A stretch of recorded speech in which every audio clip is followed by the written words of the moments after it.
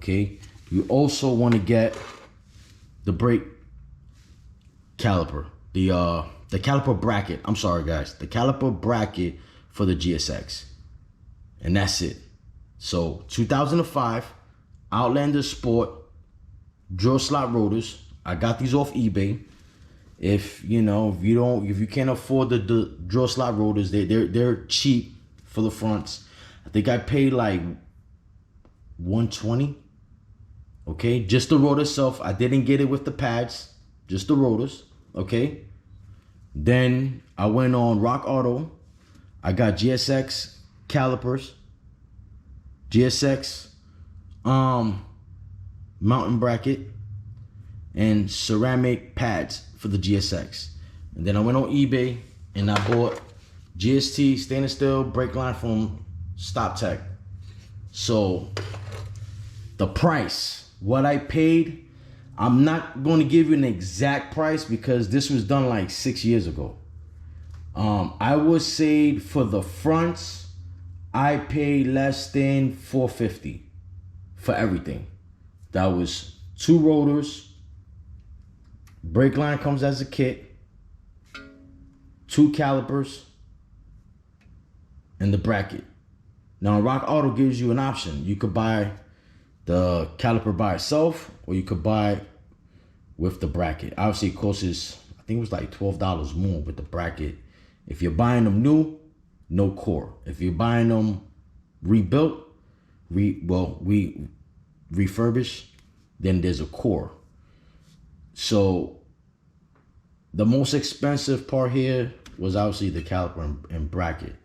But I paid less than $450, I would say. It wasn't expensive. I did it. Like I said, it bolts right up. You pull all your old stuff out, all your stock stuff out, and you just replace it with this. There's no special tools needed. You're gonna use the same tools that you will use.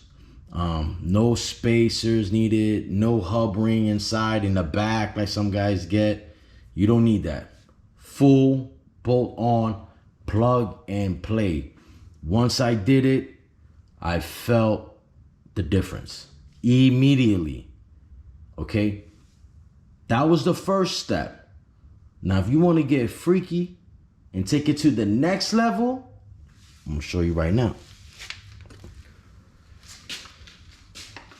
3rd gen brake master cylinder from an Eclipse. Direct bolt on. No modifications whatsoever.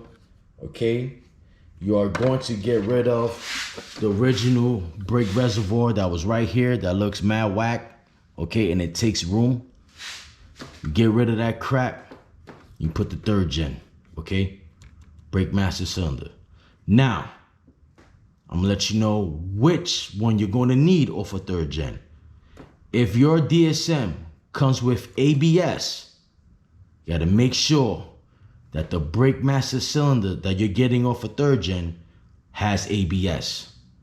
If your DSM don't have ABS, then make sure the brake cylinder that you're gonna get off the 3rd gen has no ABS.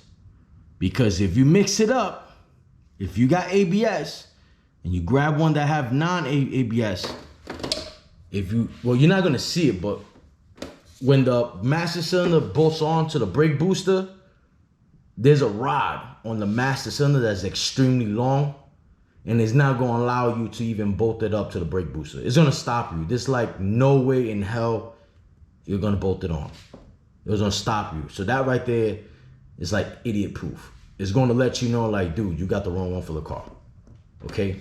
So make sure if you ABS, get an ABS one. If you're non-ABS, get a non-ABS one.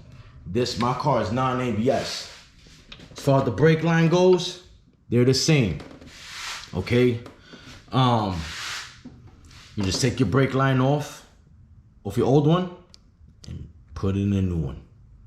Nothing crazy. Still use the same fluid, .3 or .4. You know, you bleed your brake system. And once I did this upgrade, I felt even better. I mean, the brakes, it was like even better, because now you know, you adding a stronger brake master cylinder, okay? Not only that it's just stronger, but it's a better design. You're going from a brake master cylinder that was designed in the mid 90s, early 90s, to you getting one that's designed in the early 2000s. There's going to be an